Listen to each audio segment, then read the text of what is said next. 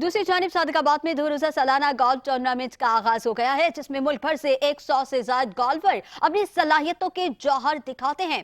हमारे नुमाइंदे बख्तो जान वहां पर मौजूद है, मजीद उनसे जानते हैं। बख्तो जान, बताइएगा क्या तफसीलात हैं आपके पास? हाँ जी, बिल्कुल। इस वक्त मैं मौजूद हूँ सादिकाबाद में 24वां इन्विटेशनल सोना गोल्फ टूर्नामेंट का बाकायदा से आगाज़ कर दिया गया है, और जिसका आगाज़ आरएम शहजाद अकरम साहब ने अपने हाथों से एक लंबा शॉट खेल कर किया। और इस टूर्नामेंट में 100 से ज़्यादा गोल्फर हिस्सा ले रहे हैं, और हमारे साथ एक गोल्फर मौजूद है जिन्होंने पेशावर से हिस्सा लिया है। मजीद हम उनसे जानते हैं। जी जी, बिल्कुल, जैसे आपने बताया कि यहाँ पे तकरीबन 100 से ज़्यादा लोग आए हुए हैं मुख्तलिफ़ शहरों से, मुख्तलिफ़ जगहों से।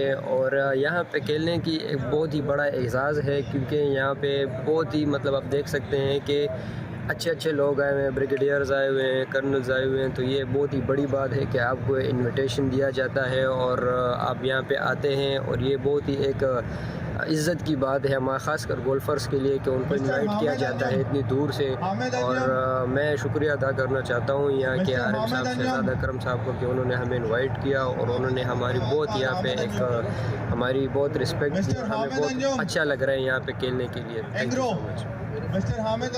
जी, बिल्कुल। आपने गोल्फर की बात सुनी, जिनका कहना था कि इस तरह के सादिकाबाद में इवेंट्स रखना एक खुशाइंद बात है, और उनका कहना था कि ऐसे इवेंट से इंसान की सेहत भी अच्छी रहती है। और मजीद मैं आपको बताता चलूँ कि इस टूर्नामेंट में लेडीज़ और बच्चों ने भी हिस्सा लिया है। जी बख्तो जान तफसीलात से आगाह कर रहे थे, आपका शुक्रिया। खबरों के सिलसिले को आगे बढ़ाएंगे, मगर यहाँ वक्त हुआ है एक ब्रेक का।